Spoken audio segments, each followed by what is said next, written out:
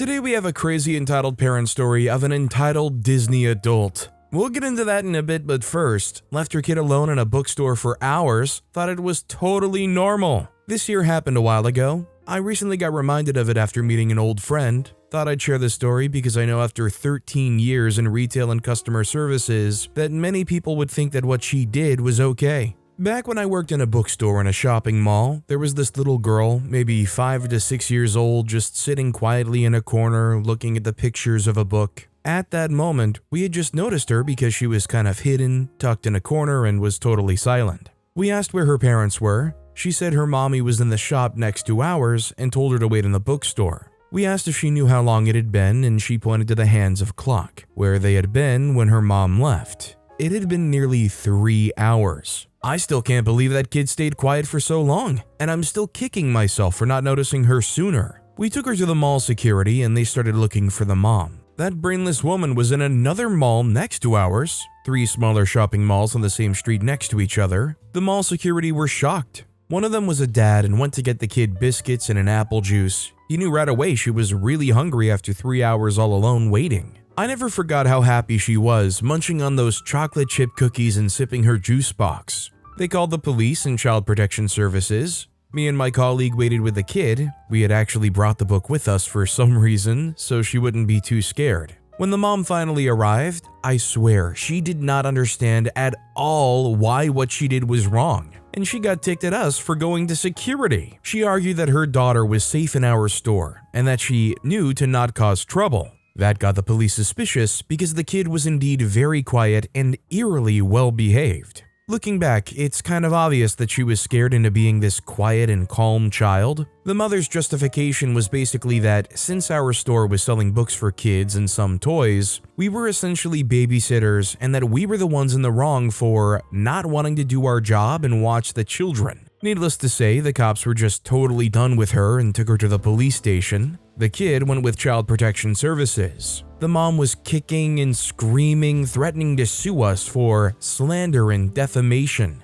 Of course, that never happened. But I hope that this little girl is now with better people, that she's now with people who love and cherish her. If there really is like a notable subsection of people who believe leaving your kid alone unattended in any kind of store, and I don't mean like wander around and look at the wares alone while you're shopping somewhere else. I mean, how many of us wandered off to go look at the toy aisle or the electronics section while the parents did all the shopping? But purposely leaving your kid in a bookstore and then going to an entire different building? Not only is that ridiculously unsafe, not fair for the staff, but also I think you could really freak out your kid doing that. I remember as a kid going to the grocery store with my mom and I wandered off looking around at stuff while she did the main shopping. And after a while I wanted to find her and I just could not find her and I almost started just panicking. I started worrying, did she leave without me? In reality, we must have just moved perfectly in sync around each other so that we could never just run into each other. This daydreamer wrote, I used to work in a bookstore and it was really upsetting how many parents would do this. Once, it was a 5-year-old left in charge of an infant. We're still not sure where mom went, but she did return just in time. Yeah, mom was dang lucky we hadn't called CPS. Another time, the mom was in the same store, but it was a massive store. Her 4-year-old daughter sought me out in tears because she couldn't find mommy. We paged mommy by name several times and got no reaction. Finally, I took the poor kid by the hand through the store to see if she recognized anyone. Mommy was about 2 aisles from the information desk, and she barely acknowledged the kid. Even after I pointed out that her kid had sought me out, scared to tears, the girl got a single pat on the back, and that was it. No eye contact was involved. She did admit to me that she had heard and understood the pages though. And then there was the day when I was doing zone work right by the center aisle. I was minding my own business until I saw a 4-year-old boy walking up the center aisle looking scared and clutching a large picture book. Lovely. He didn't want to talk to me at all because I was a scary stranger, so I had to pretty much chase the kid through most of the store. I finally got him cornered in the cafe and squatted down to his level and asked where his mommy was. She went to the grocery store. Freak. Just in case, with just a trace of wistful hope, I asked, did she leave you with a grown-up? Not everything is a tragedy. The answer was yes. Mommy's best friend was busy tearing apart the children's section looking for her charge and was already talking to staff for help. He had told her he was fine putting a book back in the next aisle. Maybe not so much. I get it, kid. I don't have a sense of direction either. We did have too many parents leaving their children in the section with books for young people, but we didn't have any horror stories, purely by good luck. Hello, parents. We never had the staff to offer babysitting. I haven't worked there for years, but I know they have fewer employees now. Creeps are out there. Keep an eye on your kids. Yeesh. Also, hi, I'm Steven, and if you guys enjoy crazy entitled parent stories, want to hit those like and subscribe buttons down below. That said, our next story is, my mom isn't allowing me or my brother to receive our inheritance in full. Is she in the right? So November last year, my great uncle passed from a stroke. He lived in a farm bungalow with quite a number of acres that he owned. After his death, his land was sold for a very large amount of money. The bungalow hasn't been sold yet, but not many people are in the market for one nowadays. Anyway, fast forward a few months and our mom's explaining to us about the inheritance, and I thought, nice. I'll be able to get a new car and potentially put a mortgage down for a house. I'm only 18, so I probably won't until my 20s. Then another couple months down, my brother managed to crash his second car in a month.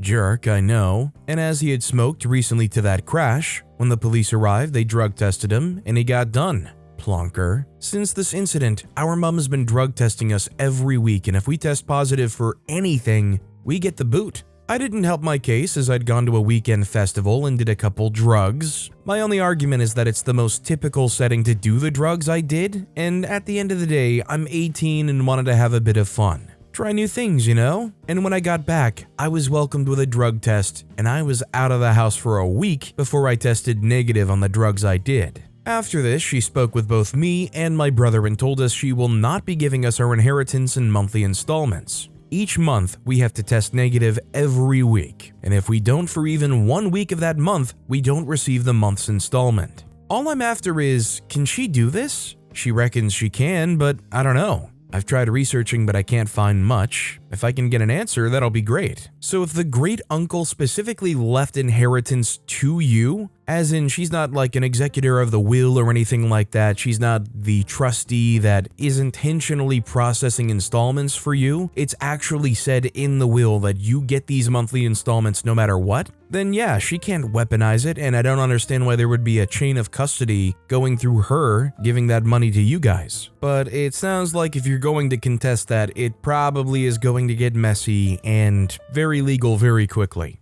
Heck No wrote, as beneficiaries of the will, you have a right to see the will and if there are any stipulations. Who is the executor of the will? I would talk to them, and if it's your mother, then you're going to need a lawyer. I don't know what the laws are where you live, but it sounds very unusual for a beneficiary of an estate to have someone else decide when/if they get the money. Do you even know how much money you got? Our next story is, told my mom I got married 3 years ago. Am I the jerk? Hear me out. My mom has a long-standing pattern of disliking all my boyfriends. Every single one. She is so-so with my female friends, but every time I brought a BF home, 3 times, she started talking badly about them, blowing up the littlest things. For examples, I didn't like this one because he left his shoes in the hallway. I didn't like that one because his feet are too big. This one has a baby face. Does he even have hair on his chest? And so on. My third boyfriend turned out to be serious. We've been together 17 years, traveled the world, super happy. He is my best friend. We even bought an apartment together, which she knows. During COVID, we got married at the town hall, just the 2 of us. We like to throw parties for the people we like, but weddings are just not our thing. It really wasn't a big deal for us, and even our friends we only told when it came up. I mean, 17 years and a life together, who would be surprised? Anyway, told my mom over dinner the other day. I visit her about once a year as I live on a different continent. She totally flipped. First, she acted like she wanted to celebrate. I was surprised, but thought, okay, whatever, and went to open a bottle. Then she goes, let's cheer to burying this topic forever. To which I obviously say, no. If she can't be happy for me, what should we be cheering to? I went to my room. Now the next morning she still can't get over it, bringing up the fact that I didn't tell her for 3 years over and over. She's really upset about it and says it's because my now husband is dominating me. She only ever met him twice 15 years ago and was so rude I never brought him back. It's like she wants the antics and status of a wedding and mother-in-law without putting in the emotional work of at least trying to connect to the ones I love. I just don't get her reaction. Thoughts? Honestly, hearing this whole story, first of all, I'm gonna say OP's not the jerk. My only thoughts are, I understand why you didn't tell her for 3 years. That reaction is all you need to know about why you don't tell this person any kind of news regarding this stuff. Magdavis wrote, "Why are you bothering with her? You said yourself that she's never going to be happy about anyone you know." OP responded saying, "I know, she's still my mom. I try to keep it minimum contact because I do love her even if I don't like her. But considering going back from a year to a weekend." Our next story is, entitled Parents Want Me to Stay Open 30 Minutes After Closing. I work in a small souvenir shop in a park. It's quite remote, so it takes around 5 minutes to access via tractor/trailer ride and 10-ish minutes walking. Every day I have to shut at 3 p.m. Company rules, so can't change it. One day, around an hour from closing, a couple come to my shop and grab a few snacks for themselves, and as they pay, ask what time I'm closing.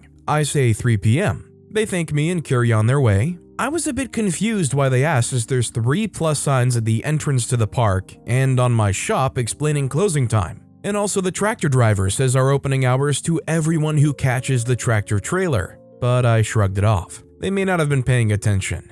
As I'm starting to close, everything is packed away, everything is turned off, the couple come back again. It's important to mention the woman looked like a young cigarette mum, so I was expecting a little bit of trouble. She buys a few ice creams and again asks me when I'm shutting. I say 4 minutes. She rolls her eyes in tuts. She says, "Well, can't you just stay open an extra few minutes? My kids are waiting to come down on the tractor and have been waiting for ages. The driver keeps forgetting them. They're only 5 and 7. I tried to not act shocked she was leaving her young kids alone in a busy park, but I calmly explained to her that we were shutting and there's literally nothing I can do. I could not have kept open even if I wanted to. She did not like this answer, and the dad started rolling his eyes asking if I could just stay open another 30 minutes so his kids could have a look around and buy some things. I said no again. They then intentionally started taking their time to buy things, so I carried on packing up around them. By the time they were done deciding, all I had to do was turn the till off. As soon as I put their things through, they demanded my radio so they could ask the tractor driver to make me stay open.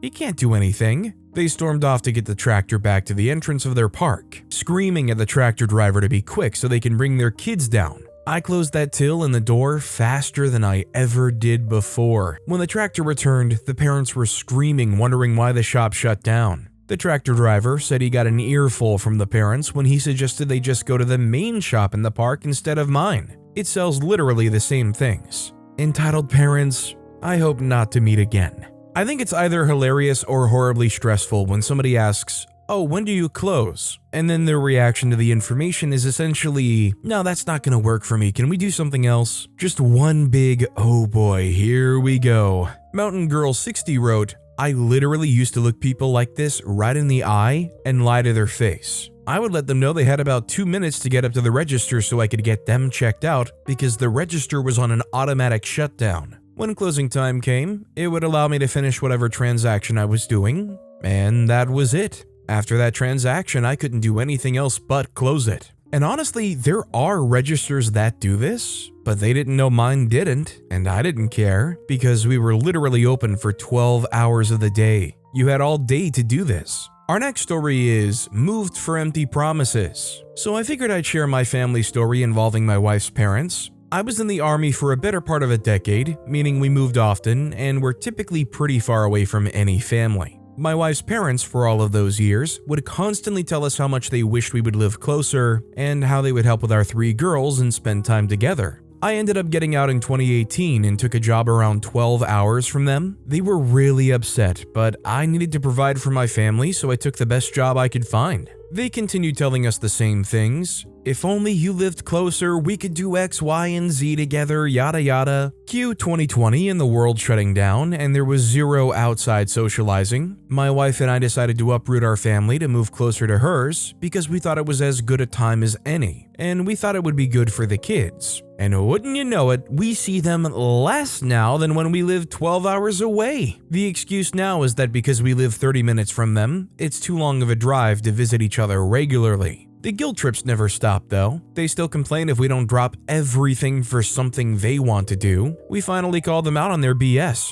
We're only here for their convenience. We are playthings to them that they can pull out whenever they're feeling bored and then put us away and ignore us for the rest of the time. They rarely spend time with their grandkids and only really want to see us on major holidays. We're now low contact and plan to move as soon as possible. They act like we've somehow betrayed them and make statements like, "We don't want to live communally like a cult." By the way, that was in response to us suggesting a once-a-week family dinner. So yeah, turns out these people who I previously had a lot of respect for are full of crap and extremely selfish. Really sucks though because my family is absolute garbage. Physical and mental abuse my entire childhood, so I was really happy to have married into a loving, close family. Guess not. I feel like this is a genuine behavioral issue. I don't know if I've ever heard a specific description of what this is, but it's that kind of thing where something you do want is out of your grasp, so you act like, oh, only if it were within my grasp I would use it all the time. And you do get that, and it might be even good and like you described for a short amount of time, until you get bored of it and let it go again. To just put it kind of the best way I can, it's never fun to be treated by your own family like you're their new year, new me exercise bike purchase that they've gotten tired of after using it for a month. FurryBat007 wrote, "That's actually incredibly crappy on their part. They wanted you and your family to move closer by saying that they would help you raising your 3 kids, and then once you move and they're just 30 minutes away, they don't help in any way. What makes it even sadder is they probably know you were raised by abusers, so you were looking forward to having good in-laws and family, but those jerks just had to go and be toxic and manipulative." OP responded saying, "It is really crappy. The cherry on top was we were going to back out of buying the house we're in now because there were serious issues that needed to be fixed. Father-in-law said to go ahead and buy it and he'll help me with the repairs. After a year of asking him to come over and help with them, he told us that he didn't have time to, and to just hire someone to do it." Our next story is, "Neighbor thinks her kid's bedtime should decide when I can do my hobbies." My neighbor, female 27, has 5 kids and 1 more on the way. She doesn't work, she's not ill or anything, just chooses not to, lives off benefits, and is all sorts of entitled. Tonight, I was working on my brother's birthday present, and this included needing to make a few cuts with a chop saw. It was 9 p.m. and I was done by 9:15 p.m. In my country, the curfew for noise or noise disturbance is 11:30 p.m. She then sends me this long Facebook message about how her kid's bedtime is 8 p.m., and therefore, I need to not use power tools after that time. And could I only use them in the daytime so as to not wake her kids? I replied saying that I was done now. Bear in mind, she sent that message after literally less than 10 minutes of noise, and that I couldn't confine my usage to daytime because I have a job. I could have said a lot more. I felt like saying to her, "Your kids are going to be living with a screaming newborn in a few months, so maybe focus on teaching them to sleep without it being perfectly silent?" But I restrained myself. Even so, the very little I did say clearly set her off. She sent me another paragraph about her kids needing to be ready for school at 8 a.m. before blocking me. I feel like there's kind of 2 sides to this. I mean, personally, I don't know if I'm gonna ever feel perfectly comfortable using power tools in the neighborhood after 9 p.m. But at the same time, you gotta do what you gotta do, and also, it's not even breaking any kind of noise disturbance law. Is it maybe the most considerate thing? Maybe not, but in the grand scheme of things, does it genuinely matter? Probably also not. CrewJones43 wrote, "I have a shop and I always try to keep the power tools off after 9 p.m. Noise bylaws say 11. However, one day in the dead of winter, our furnace died. I wanted to start up my wood stove as I have a wife, 2 kids, and water pipes I didn't want to burst. I had no small pieces of wood ready. I needed to chop enough to get the fire started at 6 a.m. I absolutely hated my neighbor, but I still felt so bad making noise. I swung the axe 4 times at the woodpile between our houses and then got the fire going. He told all my other neighbors that I always chopped wood at 6 a.m. OP responded saying, "Yeah, I totally get that. I wasn't reveling in making noise. I was as quick as I could be, and it's the first time I've ever made noise in the evenings." Our next story is update on my parents assume they'll live with me when they're old. My 29-year-old female, husband, 28-year-old male, and I are house hunting as we're expecting our third baby in November and are hoping to move out of our trailer park by the end of summer. We were interested in a house that was essentially my dream home. Victorian, built in 1900 but completely refurbished on the inside, but with all original wood floors and detailing.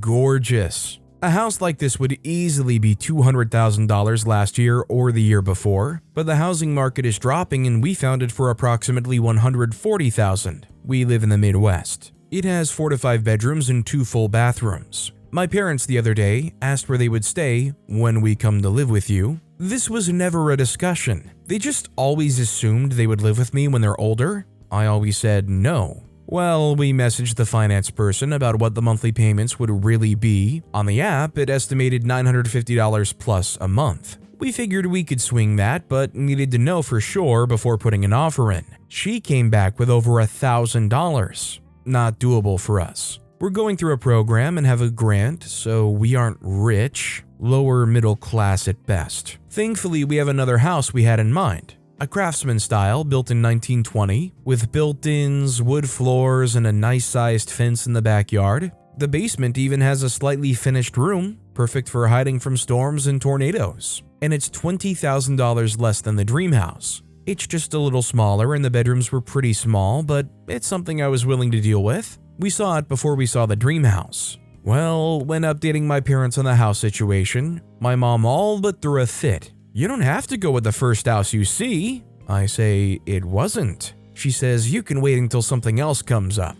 I tell her, "Actually, no, we can't. Some weird law was passed in our state in regards to realtors, and our realtor wants us to find a house before it goes into full effect in July or August, which just gives us more incentive to find a house pronto. So far, no other houses have popped up in our area in our budget." She says, "You're about to have your third kid. Where are you going to put him?" I reply, "Bunk beds are a thing." She says, "Are you going to sleep in the basement if you have more?" I say, "We'll cross that bridge when we get to it." She says, "It's so tiny." I reply, "It's bigger than what the pictures show, but yes, compared to the dream house, it's definitely smaller than that, but it's also more realistic." I knew what she was really worried about. Where will we stay? But she didn't say it. She started looking at other houses on the app and tried to bring them up to me. They were all houses we had already looked at or were too far away from my husband's work. She was really trying. My dad was pretty chill about the whole thing. She even brought up a house that needed serious work. "We want to live in the house, Mom, and we don't want a money pit." She practically growled at me. The call soon ended after that. ETA, for all of those explaining the realtor law thing to me in the comments, thank you. My husband did explain it to me as well, but I do better with reading information than hearing it. Also, I mentioned this in a few comments, but it might be buried soon. The Craftsman is not looking doable for us either, unless it goes down in price by like $10,000. We only qualified for 3% down in our program, so we would still be paying more than we can or want to each month. We're looking at other houses, some a little further away from my husband's job. It seems all the more affordable houses that are in decent shape are almost an hour commute from my husband's work, which is something we are okay with. We aren't overly happy, but are willing to roll with it because it's not the worst thing in the world. So needless to say, a realtor saying, "Oh, there's some new law being passed, so we've got to make sure to get this new house purchased right away," definitely sounds like in the best interest of the realtor and not the person looking to buy their, I don't know if it's forever home, but a purchase to the level of buying a house anyway. That said, it doesn't surprise me that all the more realistic affordable options coincidentally seem to be about an hour away from OP's husband's work. That's probably the main reason why they're so affordable is because they're way out in the middle of nowhere. Shoot, the commute to the local grocery store is probably not negligible. No Clever Nickname 2021 wrote, "Do not let your realtor pressure you until you look up that new law. I believe it's the one that will not allow them to set their commissions as high, so waiting could save you money." Good luck with the house search and your delusional mother. OP responded saying, it's actually something about us having to legally pay him out of pocket in combination with the commission. He thinks it's stupid. He was fine with the commission. He was recommended to us by my husband's siblings. He's more concerned about finding us a decent home than the commission, which is why he's so popular. He's a rare breed of realtor. Our next story is, father-in-law wants his son to face me like a man. My father-in-law is an immature, conceited man-child. He wants us to spend more time with him and thinks that threatening us will make that happen. Everything blew up on Father's Day because we didn't visit him. My husband chose to spend time with us because he's also a father. We spent time together with the kids, went out to eat, a peaceful day with the family. Then father-in-law loses his crap in the family chat because he apparently expected us to show up at his house on the other side of the state. He called my husband all kinds of names, threatened him, said he needs to face his dad like a man, whatever that means. My oldest is on the family chat and read all of it, so now we've no contact with a family vacation coming up. He's not welcome, and if he shows up, which we've been assured he won't, we are leaving. I hate that this man's attitude has potentially ruined a vacation for my kids, and I hate even more that they don't have a grandpa anymore. Not that he was ever much of one. Anyway, thanks for reading, just needed to vent. Although OP describes it as potentially losing a grandfather, like OP said, I don't think they were ever much of one to even begin with. And obviously it is much better for them in the long run if they don't have to associate with someone like that. Sockful of Nickels wrote, my father during the last blow up from breaking no contact said that I need to stop hiding behind my mother's skirt and face him like a man.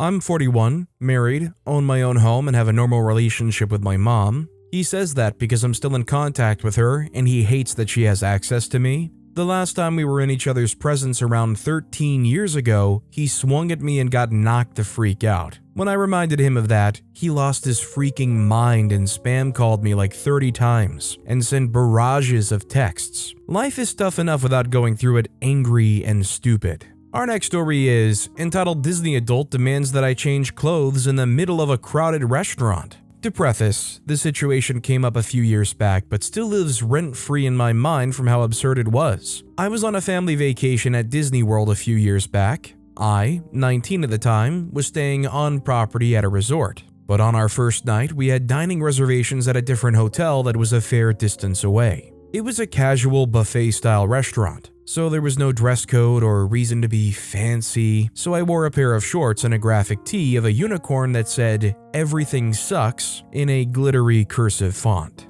About halfway into dinner, when I got up to seconds, a woman, probably in her 40s, stepped up to physically block me and immediately started shouting in my face about my obscene clothing. I just stood there, completely baffled, while she went on and on about her young children, who were calmly eating on the other side of the room, being distressed by my disgusting and inappropriate shirt, and then demanded I take it off, in the middle of the restaurant. When I told her I don't exactly carry replacement clothes with me, she demanded that I go to the gift shop and buy a new, family-friendly shirt. Specifically one with Disney princesses or Minnie on it, because that's what her children would like to see. At that point, I didn't want to deal with her anymore and said that I'm not here to appeal to kids I don't even know. The waitress would have stopped me at check-in if there was a problem with my clothing, and I just wanted to eat my dinner and leave. I walked away to get the rest of my meal and left her screaming at me for a few minutes before she eventually gave up. Hope those kids turned out okay. You know, chances are, growing up with a parent like that, what are the chances those kids did turn out okay? Although, to be fair, there are a lot of stories here where there will be some entitled, livid parent making some ridiculous statement or demand, and a very apologetic-looking young teenager who looks like they want nothing to do with any of that. But with that being said, that's all the time we have for today. Now, if you want to hear another absolutely crazy entitled parent story, check out that video on the left. Or if you missed my latest video, check out that video on the right. That said, I'll see you all next time with some more stories.